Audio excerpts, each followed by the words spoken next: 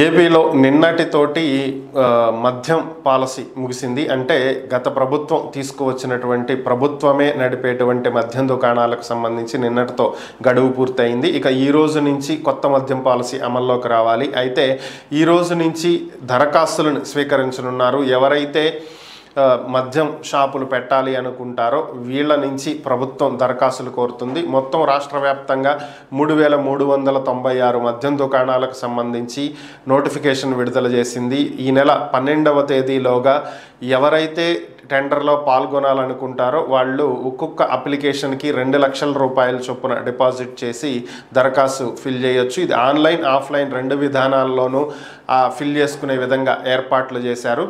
ఒక్కొక్కరు ఎన్ని టెండర్లైనా వేయొచ్చు, అంటే ఎన్ని దరఖాస్తులైనా కట్టొచ్చు. ఒక్కొక్క దరఖాస్తుకి 2 లక్షల చొప్పున పే చేయాలి. 10 దరఖాస్తులు వేస్తే 10 × 2 లక్షల చొప్పున పే చేయాల్సి ఉంటుంది. వీటిల్లో వారికి ఏవి తగిలితే అవి నిర్వహించుకోవాల్సి ఉంటుంది.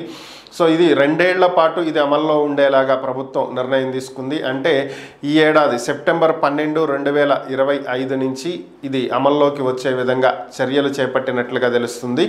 ఓవరాల్గా దసరాకి ముందే ఈ ప్రక్రియను పూర్తి చేసి మద్యం దుకాణాలు అందుబాటులోకి వచ్చేలాగా చర్యలు తీసుకున్నట్లుగా మంత్రి కొల్లు రవీంద్ర తెలియజేయటం జరిగింది.